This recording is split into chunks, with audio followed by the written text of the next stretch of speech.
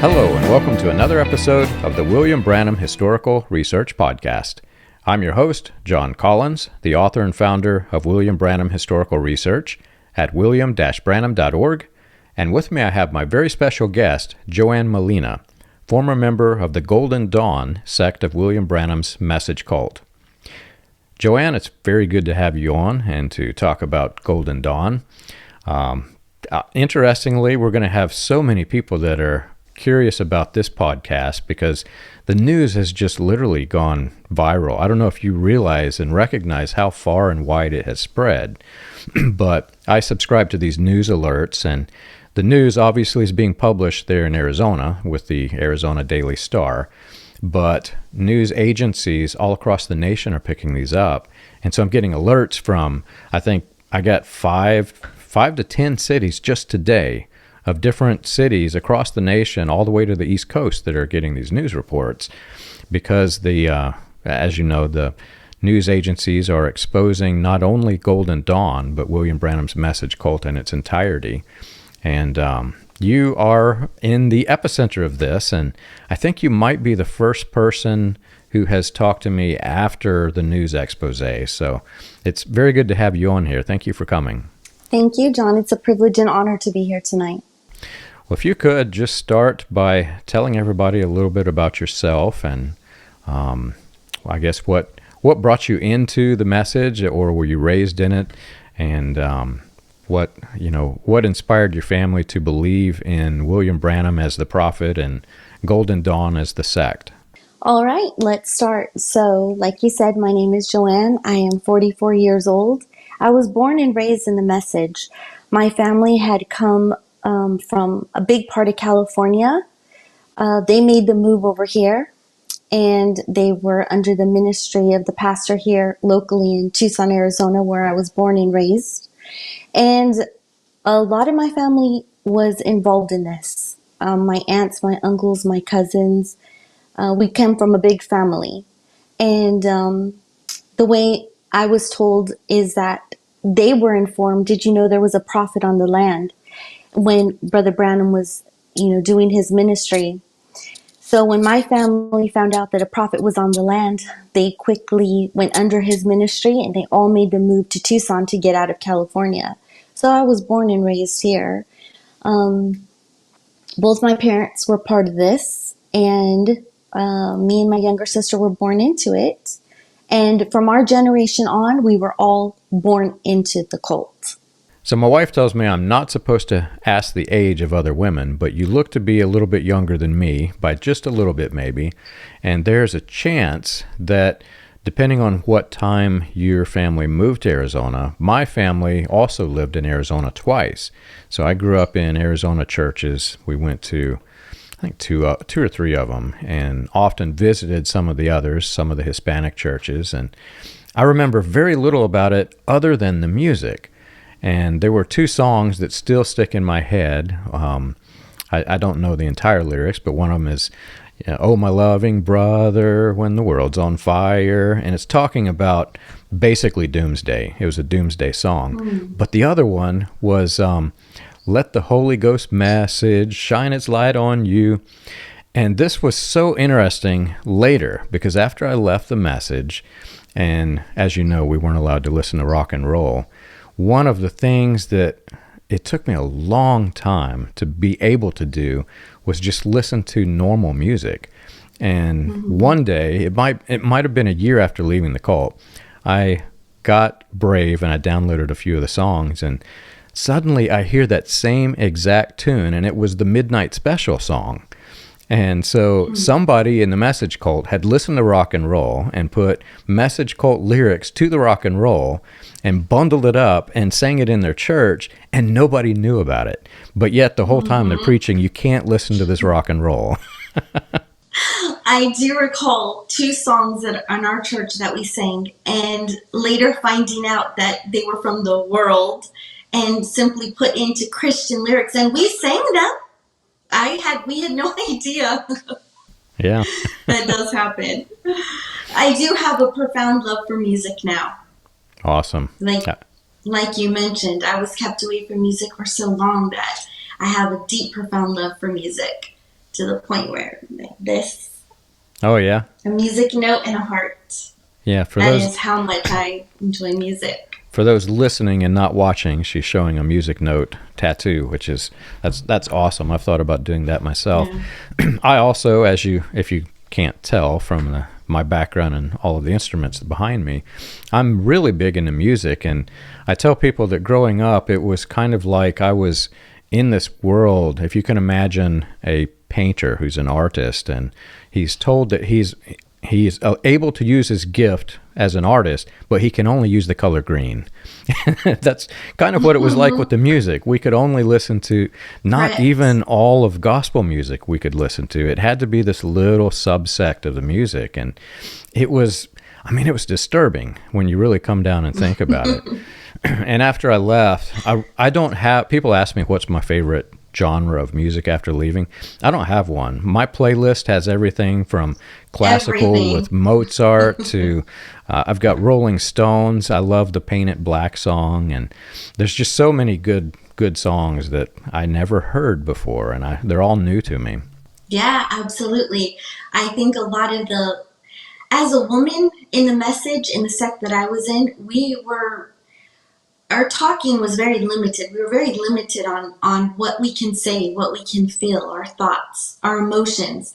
And leaving, when I heard music, really heard it for the first time, experienced it, like you said, all different varieties of music.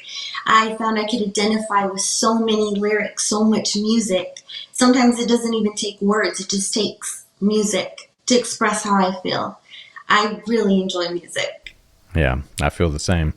So your family moved from California, and you eventually landed at Golden Dawn Tabernacle. Did your family start there, or did they start at a different sect in the message? No, my family started there. It started off at Tabernacle Emmanuel, is what it was called when it first started. And then, like I said, so it was our parents who came from the world, correct? So they were saved by grace. They were brought into this message. Now, from that generation, let's say my mother and father, now all of us children we're born into the message. So actually what happened is the second church was created basically for us. In my age group, there was about 14, if I remember, of us born that year. And we were basically the first generation untouched by the world because we were born into the message. The second church we moved into was actually basically built and created for us. We are now, when I left, we were in the third building, which is our children's children, because now they are so much more, if I could say, pure, to where they no longer go to public school. They have no association with the outside world at all. They are completely isolated.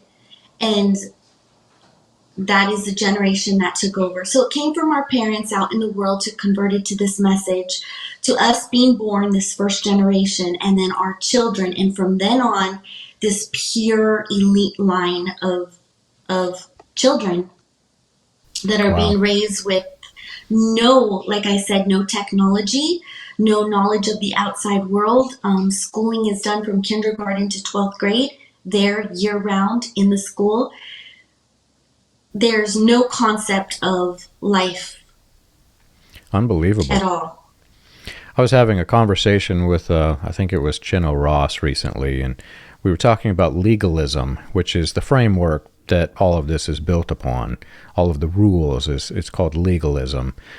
And I said legalism, it's a lot like Pinocchio's nose. It's this lie that just keeps getting bigger and bigger and bigger and growing. And what it grows into in destructive cults like this is it grows into the isolation, which is really weird if you think about it, because they create all the rules, and then some of the members aren't abiding by the rules, so they try to gatekeep that, and they try to enforce the rules.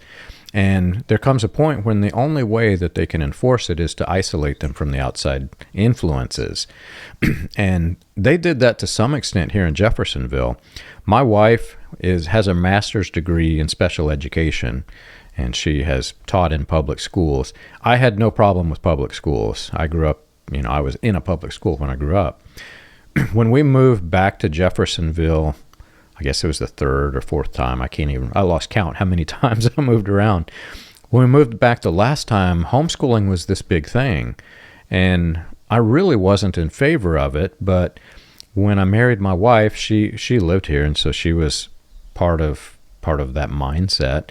So I let her homeschool my children, but my ground rule was this: they have to be taught how to live and survive in this world. That was my only rule. You can teach them whatever you want, but it has to be applicable whenever they go to get a job. They have to be able to use this. So she taught them a really good education. My children are incredibly smart. But there came a point at which the local community of message believers tried to govern the homeschooling. And so they created this like homeschool union, and everybody's getting involved. And my wife is a real registered teacher. I mean, she's got her license and everything. She's there, and it starts leaning heavily on the religion instead of the education. So all of these kids are getting there, and they're basically having church over and over and over again every day. Correct. And the weird thing is the church isn't even church about Jesus. They're talking about the prophet, and they're singing songs about the prophet. And there came a point, my wife, you'd have to know her to know how funny this is. She's this timid, happy, genuinely sincere person, and she avoids conflict at all costs. She got explosively upset that they were ruining the children's education, because that was her passion, right? And that was the point. I went to one final homeschool. It was a homeschool graduation ceremony, and it was a Christmas program. I went to a homeschool Christmas program, and I'm expecting, because I was in public school, I'm expecting to go and hear, maybe not about Santa Claus, because the cult's against that, but at minimum, things about Jesus, maybe some plays about the manger and the Charlie Brown Christmas kind of thing, you know. We get there, and all the kids are gathered around this big fire set, and they're opening up this presents, and oh, I got a tape of the prophet. I am so blessed. And they went around. The entire program was about William Branham, not about Jesus. And I was like, what kind of Christmas is this? And that was the moment we pulled our children out. Wow. All I could say is indoctrination. They start them very young, for sure. You mentioning some of this stuff, as in your wife worked, that she had an education. You're mentioning the word Christmas and gift, and that's all new to me, because in my sect of the message, that is forbidden. Women working is forbidden. Education is not highly looked upon at all. Christmas is never celebrated, ever. It's a bad word. Yeah. In our sect. So just even hearing you say those words and realizing that you were in the message, that even just blows my mind, because we were so isolated. It's just almost crazy. Like, I didn't know you were in the message and could do that, or you certain areas and people, pastors allowed this stuff. That's how shocked. Yeah. It still shocks me to hear that. See, that's the funny part. There was, and it's this way with any stage act. When you have a stage act, you have a man who is acting on stage. So when William Branham did his stage act, he talked about all of these things that he abhorred, Christmas being one of them, how awful it was to have Christmas. Well, see, my family grew up with the Branham family. My dad and my aunts and my aunts and my father and my uncle were very close friends with Joseph Branham, Billy Paul Branham, and the Branham girls. And so they were in the house all the time together. And William Branham celebrated Christmas. William Branham had a Christmas tree.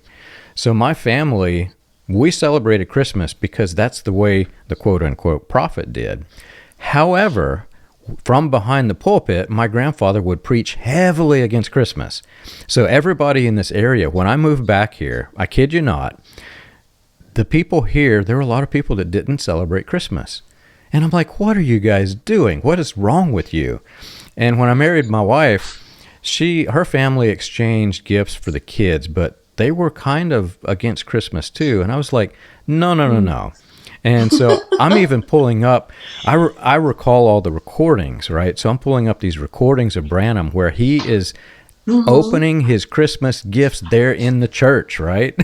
and he's saying talking Merry Christmas. And saying Merry Christmas. And he even talks about having his Christmas tree for the kids. And I was like, no, you guys can't do this. But again, it's that legalism. And what happens is the isolationist sects like you were in, they listen to the recordings and they say, that's the spoken word. That's our new Bible. And he said, don't do it. And they have no idea that he did. Right. So I think the message is really appropriately named. It is a mess of this age. It's appropriately named. That was my take from it. After 43 years of it, being born and raised in it, my takeaway from all of this is like, it was one big mess. When they say the message, they're really, there's the word right in it. It's a mess. You have William Branham saying, don't do this. Heathens only do this. But then you have him literally doing it. I would sneak messages where I would read him greeting the whole church, welcoming everyone to Christmas, Mother's Day, and realizing how come we don't do it if he does it. So then I started noticing when I left, different churches taking everything Brother Branham said, as much as you can get away with, right? The one necklace from the husband, the trimming of the hair, the celebrating Christmas. You have these messages that pastors in the message that take that, almost everything good that creates a modern day, comfortable message. And then you have other pastors in other churches that takes all the legal part of it, but you shouldn't. It came from the heathens. We shouldn't celebrate. Christ wasn't born in December. And then you have these complete opposite opinions of one line that William Branham said. It turns into a mess. And I just can't swim through that mess, I guess. Yeah. I sat there for so long and listened to every harsh thing he said, every negative thing he said. I've gone to other churches and sat there and listened to all the good, sweet, nice things he said. There's no middle ground. It's just one huge mess. Yeah. I do notice the people, they're happier in the modern take of his message. They're definitely a lot happier than we were, but it's still a mess. You take one line he said, you can go north or south, east or west with it. Yeah. That was my whole takeaway from it. I have family members who have mental health issues, and if you've ever been around somebody who is in an episode, you can really recognize it. And this has been a part of my life for a long time. I have family very close to my grandfather who led the tabernacle, who really severely struggled. They were very, very messed up. I'll just say it like that. And you can recognize the episodes. William Branham himself said that he had mental health issues. He called himself a neurotic, but he tried to frame it such that all the great men of God were neurotics, because he's got it, so they have to have it too. Well, what's weird about it is his sermons that have the part when he gets into the rules, if you go back and you study what he's saying, you get all the rules. If you go back and listen, you hear that almost every time he's talking about all of these weird rules, they're all rants. And they sound like a person who's in a mental health episode, just ranting and ranting and ranting, don't do this. And he rants everything from women having washing machines to men wearing blue suede shoes. I mean, it's weird. But the men who are leading this message, they pour through all of these things to find new rules and new ways in which they can make themselves, quote unquote, more holy. For my family, we moved around town to town. I went to something like 13 different schools growing up. It was crazy. When we would move away from Jeffersonville and move back, there was a period of time that had elapsed, and I could visually see the changes in the church towards more legalism.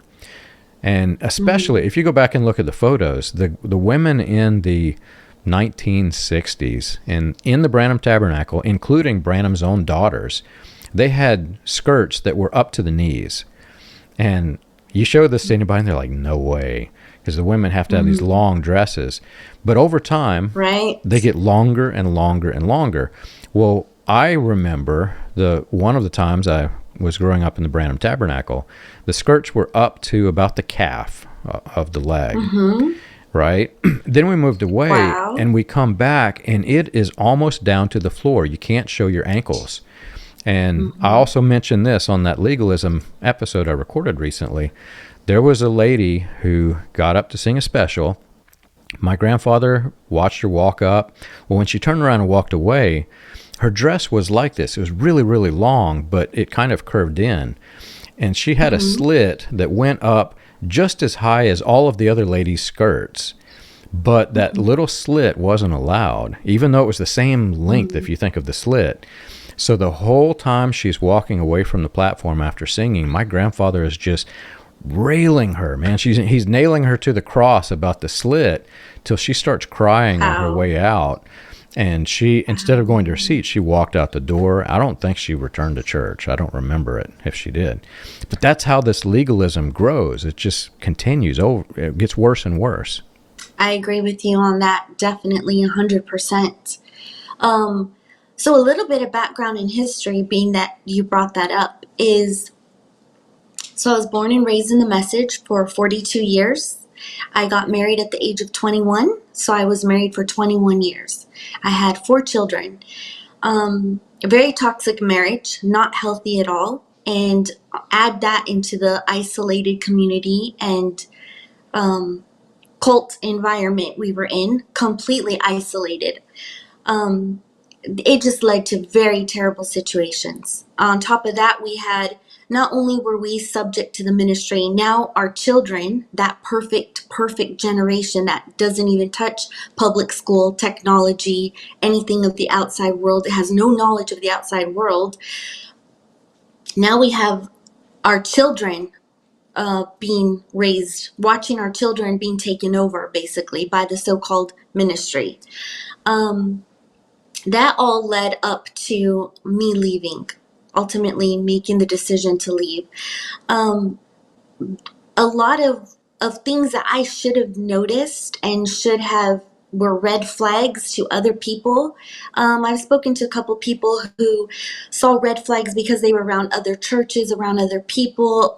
They had a little bit of technology. They were Googling things, looking things up, researching things.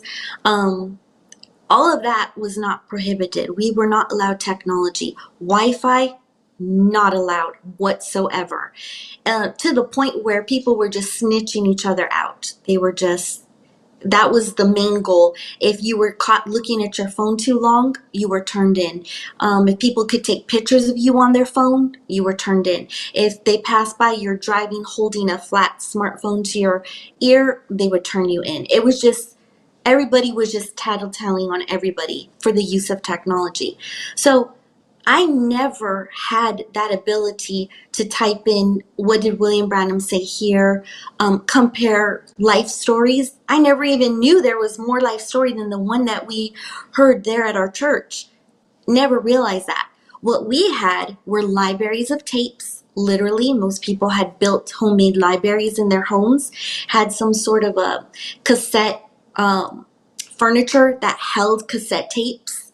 They would order them. We had thousands of tapes. We had thousands of books. We had to buy bookshelves. I bought 4 bookshelves personally to contain all the messages. And we had the Bible, the King James Version Bible. That's all we had. I'm talking about, to this day, that is all that most people there have. There's no looking up. There's no researching. There's no questioning anything, as you probably know. You don't question, first of all, and there's no finding out for yourself. I never ever dreamed this would open up to what it's opened up now that I have left. I never dreamed. I didn't know it was possible. I didn't know you could compare notes. You can see things. Anyways, watching my children being basically handled by the ministry in any way, shape, or form, in any situation, whether it be medical, their schooling, physical, spiritual needs, any needs were to be handled by the ministry. It really put me through something. I had never struggled with mental health before. I was sad, I was depressed, I was not happy, but I had a nervous breakdown in the year 2023, February of 2023. I don't remember a lot of it. It's amazing how your mind, when you go through a trauma, your mind can block something out. It was quite an experience for me. But one thing that I did notice is because I was studying so much scripture, looking through so many Brother Branham messages, trying to put stuff together in my mind that was not making sense, I noticed that my nervous breakdown, it actually took me into, if I could almost call it a spiritual realm, maybe babbling, not making sense in my head, remembering all these scriptures and quotes that were popping up. Once I take a step back and look at what I went through, and then I hear Brother Branham's message, other ministers' message, I definitely see a pattern there. I definitely see a pattern there. I know people wouldn't want to admit it. They don't want to acknowledge it at all. I know mental health, especially in certain churches, is just completely frowned upon. You don't have mental issues, you're crazy. And if you are mentally ill, just pray about it. It'll all fix itself. Well, my experience and what I was going through actually broke my mind, if I could say. So I was actually hospitalized with a nervous breakdown. I was in a 72-hour hold and taken care of by a psychiatrist. I do remember being tranquilized. I still don't have feeling in my arm where they tranquilized me, and the shot hit a muscle, so it numbs a portion. I don't really remember what I went through. When I read the paperwork from my release, I'm a little bit shocked. I'm not a little bit, I'm a lot shocked. I just disassociate with myself. I don't know who that person was.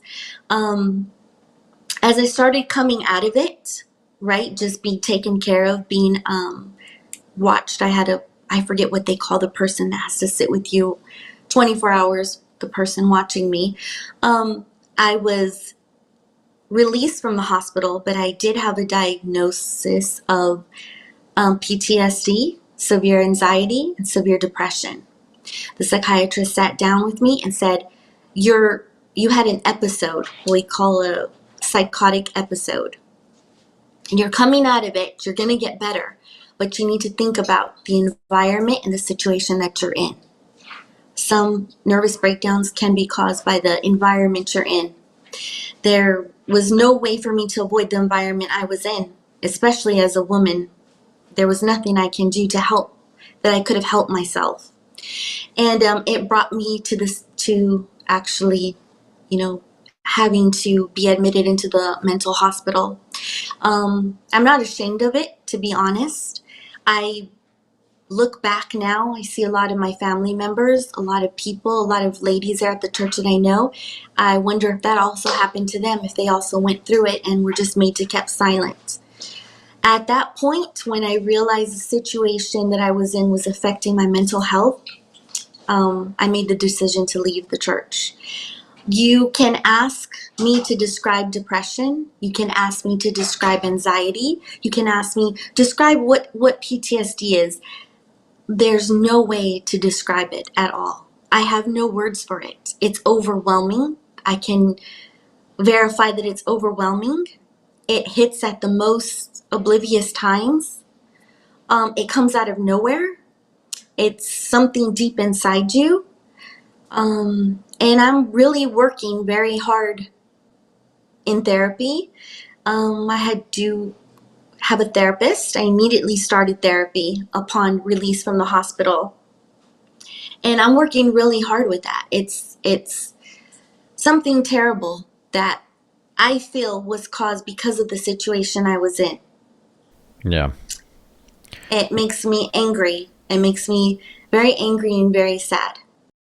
Have you ever wondered how the Pentecostal movement started, or how the progression of modern Pentecostalism transitioned through the latter rain, charismatic, and other fringe movements into the New Apostolic Reformation? You can learn this and more on William Branham Historical Research's website, william-branham.org. On the books page of the website, you can find the compiled research of John Collins, Charles Paisley, Stephen Montgomery, John McKinnon, and others, with links to the paper, audio, and digital versions of each book. You can also find resources and documentation on various people and topics related to those movements. If you want to contribute to the cause, you can support the podcast by clicking the Contribute button at the top. And as always, be sure to like and subscribe to the audio or video version that you're listening to or watching. On behalf of William Branham Historical Research, we want to thank you for your support. There are multiple firsts for you on this podcast. You're the first person who's talked about the mental health, who has gone through it. But in the support groups and the people that I've worked with in private, I've actually lost count of the number of people who've gone through similar. A lot of people, whenever they're getting ready to make the change and shift outside of the cult, they have built up this cult identity that literally in their brain has to die. And when that happens, it is a pure mess. And everything that you just described, a person will go through variations or combinations of all of that, myself included. As I was going through this, I had severe depression.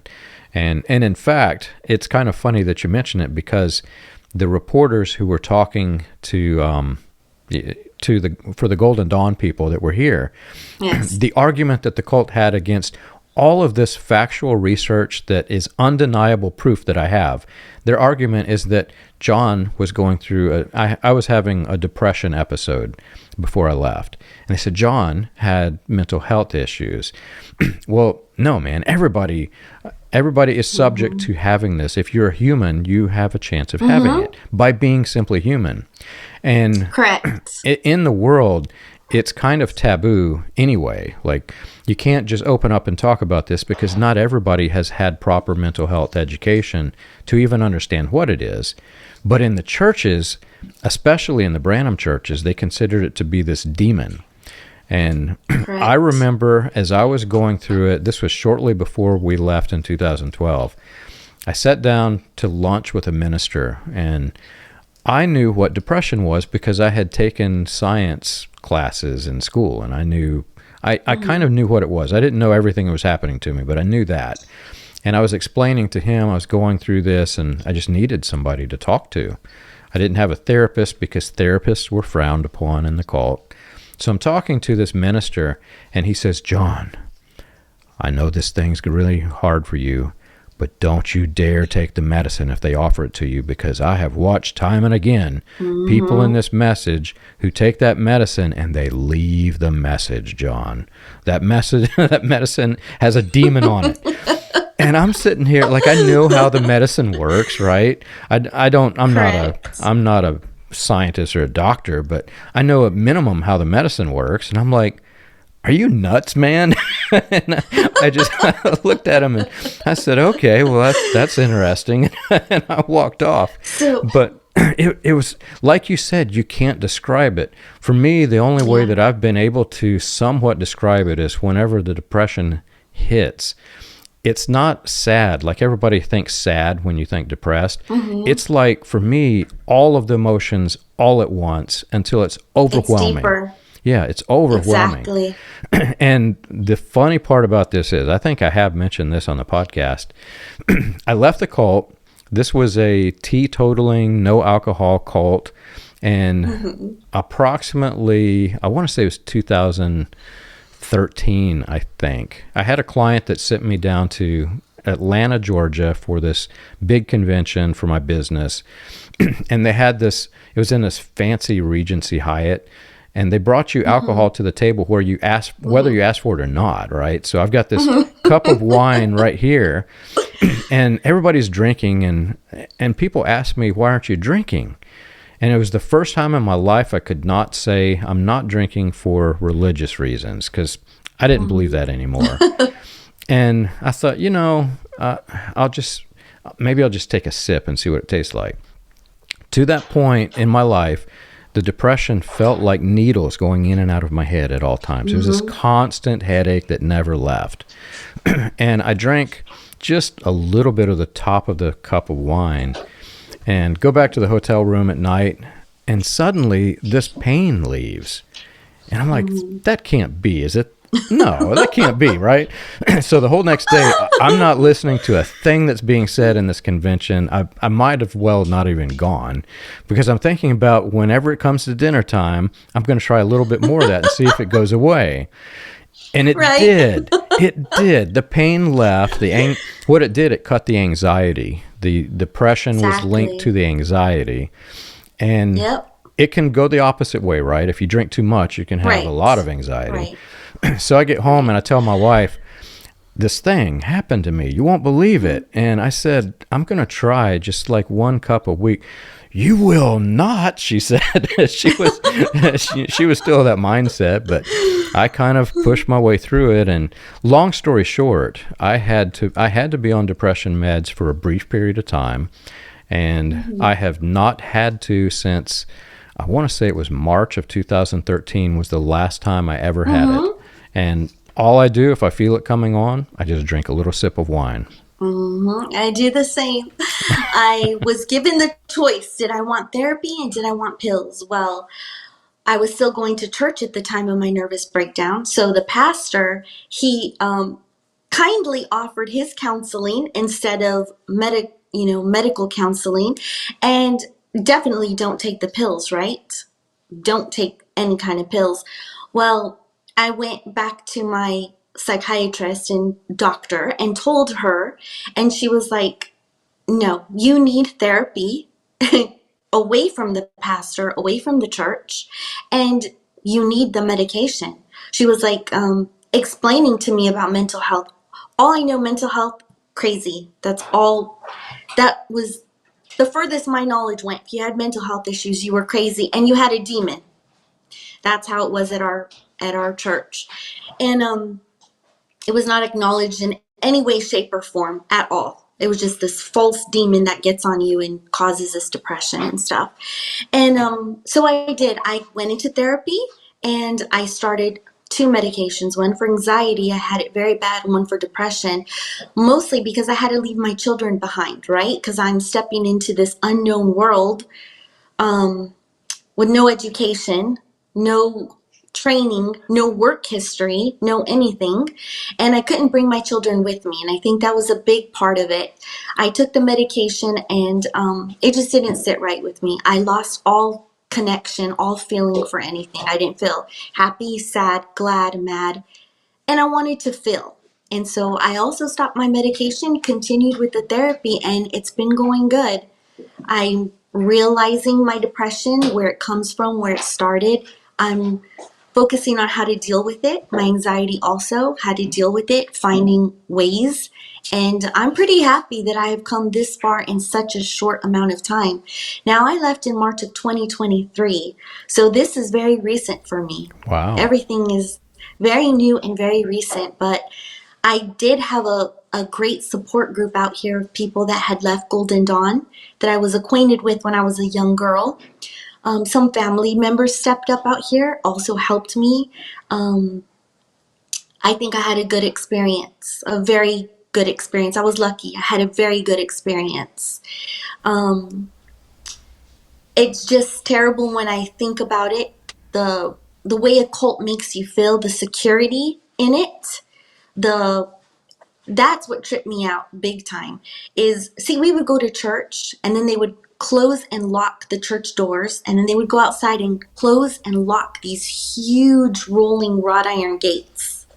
Wow. And amazing how comfortable you feel in your seat thinking, now you're safe. You're in these 4 walls, the doors are locked. And not only are the church doors locked, but those gates are completely surrounding the church/compound.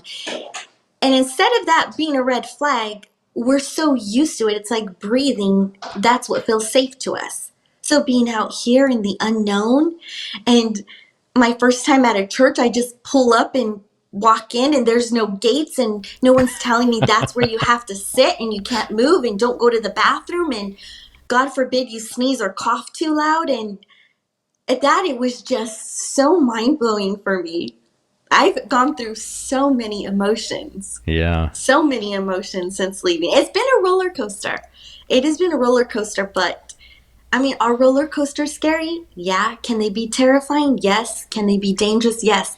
But ultimately, they're fun. Absolutely. You gotta admit it. Yeah. People get on them all nervous and anxious, but they want to get on that ride. They want to scare themselves. So I jumped on that roller coaster and I'm still riding it. What is going to shock people the most, and even will shock probably you, is so I left this message and I suffered so much from the anxiety and the depression. I was in therapy on a weekly basis. Weekly. I saw my therapist weekly. She tries and tried, and she's done an amazing job, but she didn't come from a cult. You know, she did as much research and she walked me through each step of a cult, of legalism, of domination, of male domination, really broke it down to me. But when I left, I realized, I knew for a long time, things were not right at the church, the ministry, between the pastor, assistant pastor, the deacons. It wasn't right. So when I pulled away, I knew that wasn't right. I recognized that. But the respect that I had for William Branham and believing he was a prophet, that filled my mind, my heart, and my soul. I would have never spoke bad about him, against him, or questioned him, or even looked into him. There was no need for me to. I was taught, raised, and I believed that his word was, thus saith the Lord. So the guilt that I had knowing that Brother Branham came, pulled my parents out, allowed me to be born, and then have these even more perfect generation of children, my children, that I would basically turn my back on the token, right? And I would choose and fight, like he says in his quotes, fight my way to hell. The guilt was overwhelming. I hid from a lot of people, hid from the surrounding area here, grocery shopped on Sundays and Wednesdays when I knew everyone would be at church so they wouldn't see me, because the guilt that I carried was, here was this perfect message with the token, the ticket straight to heaven, and for some reason, I couldn't do it. I couldn't be perfect. I couldn't measure up to that perfect standard of a perfect wife, perfect mother, perfect daughter, perfect sister, perfect cousin, perfect church member. I couldn't do it for some reason. I failed. And the guilt that I carried was unbelievable. It was unbelievable. I never spoke bad about William Branham. I was very opinionated about the pastor in Golden Dawn, specifically, the school there inside Golden Dawn. But Brother Branham, you couldn't get me to say it was a cult, he was false, anything negative against him at all, because I didn't know better. I never knew. So I was out here and I heard that Billy Paul passed away. I looked it up on Google and it said that he passed away. And I couldn't comprehend how he could pass away and Brother Branham's prophecy did not come true. California was not sunk.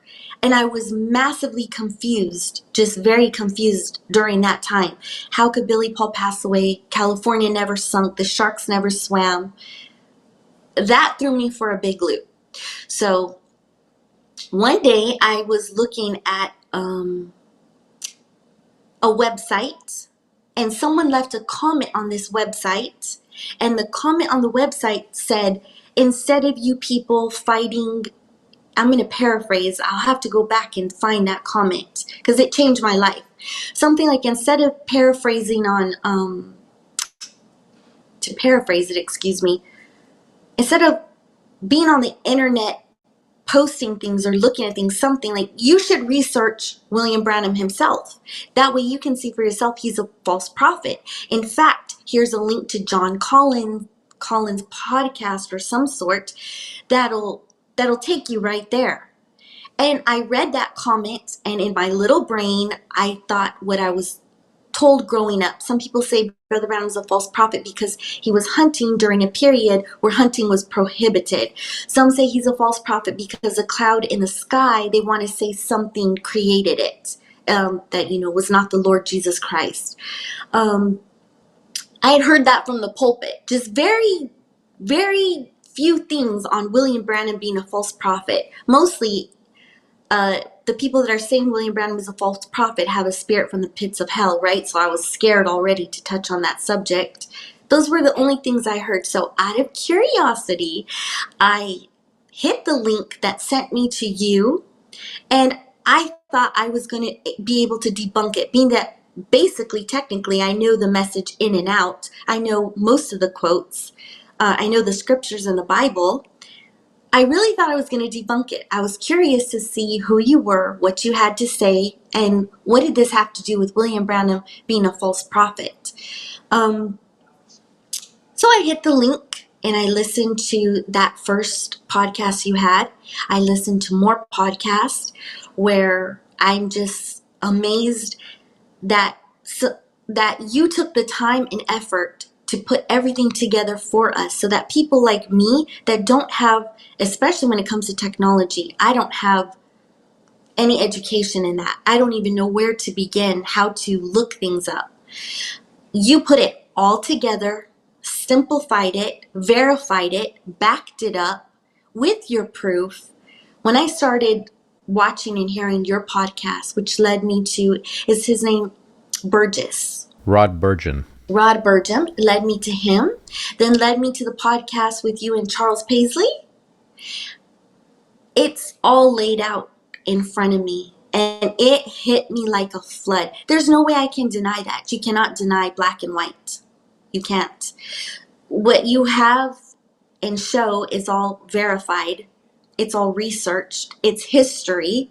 I can look it up as easily as you pulled it up. I could go and find it for myself. It was overwhelming. I was like, oh my goodness. I looked up the word cult. I had never even looked up the word cult because I knew it was a bad church, but the word cult, no, I stayed clear of that. Looked up the word cult and realized, oh my goodness. I cannot believe people were fooled and indoctrinated and brainwashed to the point where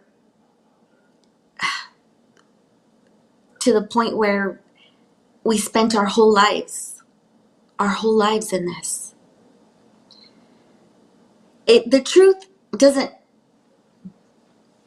doesn't lie, right? The truth shall set you free. We've heard that. So why weren't we told, go research this for yourself? Those of you in the congregation that are questioning, have questions, have doubts, go look into the history of William Branham, right? Start at the beginning. Compare his sermons. Compare what he says. We were never told that. And if we were told, we wouldn't even know how. I wouldn't know how to do that. So I just recently accepted the truth for what it is. It still makes me nervous because of all the punishment that we've been told our entire lives. Speak one word against the Holy Ghost, you'll never be forgiven in the world to come. That it's the ultimate sin, blaspheming. I've gone through all those emotions, but here I am today to say we were in a cult. Our parents chose this. My parents chose this. It was their choice.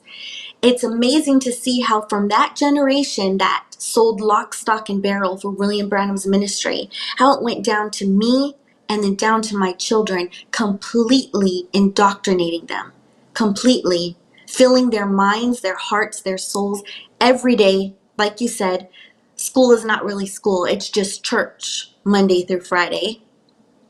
Church on Wednesday, church on Sundays. It's brainwashing and control, like, unbelievable. Yeah. I know in history in school, we studied the Holocaust, the Jews, Hitler, Mussolini. As a young girl in 8th grade, that's as far as my education went, was to 8th grade in public school. We studied that, and I was always like, is this really real? How could people do this to other people? How could one race feel they're superior? How could one man have this much control? So I always question the Holocaust, like, did it even really happen? Because how is that possible? It didn't happen, back in the 800 BC or something. It was modern day. But now that I'm out of this cult and I can understand now. It's very, if I could almost liken it without offending anybody, liken it to that. We thought we were superior. We thought we were the only church. Then to come and find out there were churches all over the world with each church thinking that they were the one. We were literally told we were the only word church. And I believed it. I even told my therapist, we're the only word church. We're the only ones this strict and that excommunicate. I had no clue. No clue. Now that I'm out here and met a bunch of people, they've all walked this same road. It's creepy, is what it is. Now I can understand how the Holocaust happened. How this man made this race feel superior. To where it led to the murder of all these Jews, innocent Jews. The whole time I was in there walking with my nose up in the air thinking, everyone else was cannon fodder and don't touch them and don't be around them because they're all just bound for hell. But we were the ones going up to heaven. It's on the same lines of what happened with Hitler and the Jews, to be honest. There's so many comparisons because, like, the people who were in the prison of war camps during the war, they come back and they tell about their experience. But the people who have never experienced it, they can never fathom how bad it actually was. And whenever you think back of what you were in, what I was in, we can't explain it to somebody who's never been in. Like even the therapist, we can't explain, we can't put into words how bad it was. And yet, at the same time, it's weird because we had convinced ourselves and been trained and manipulated to believe that this bad thing, that is horrifically bad thing, was good and blessed and we're happy and free and all of this stuff, right? It's unbelievable. But you have, through the course of this, you have brought back so many memories of my first year to 2 years of leaving. It's a flood of emotions that I didn't expect I was going to get in talking to you. It's kind of odd because I went through so many of the same things. A lot of people don't know this. My website originally was seekyethetruth.com, and the intent was not to prove that William Branham was a false prophet.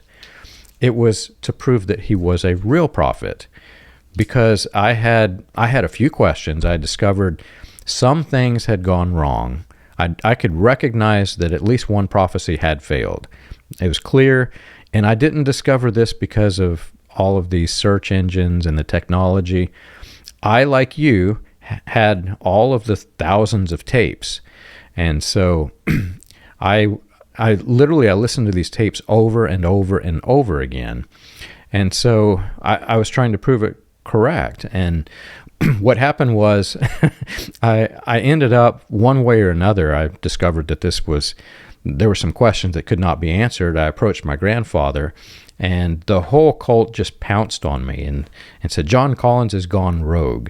So it was at that point I recognized that something's not right, but I still could not use the word cult.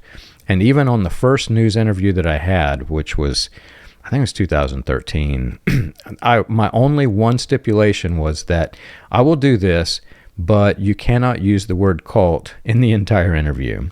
But anyway, thank you for doing this so much, and especially thank you for talking through the mental health issues, because you're not alone. There are so many people who have gone through this. In fact, Dr. Stephen Hassan mentions, I think he even gave a TED Talk on this, there are people who are actually falsely diagnosed as having bipolar disorder, but instead they have been in a cult, and the cult has severely messed up their psyche, their head, And so they get put on these medications for bipolar and it isn't working. The doctors don't know why.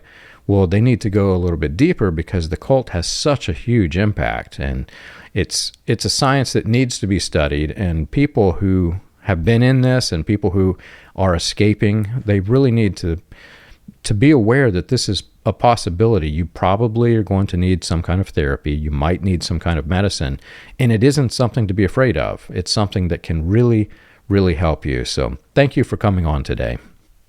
You're welcome, John. It was a privilege to be on here. I decided to do this big step because of you that made it possible. You put your name and face out there, and God only knows what you're going through.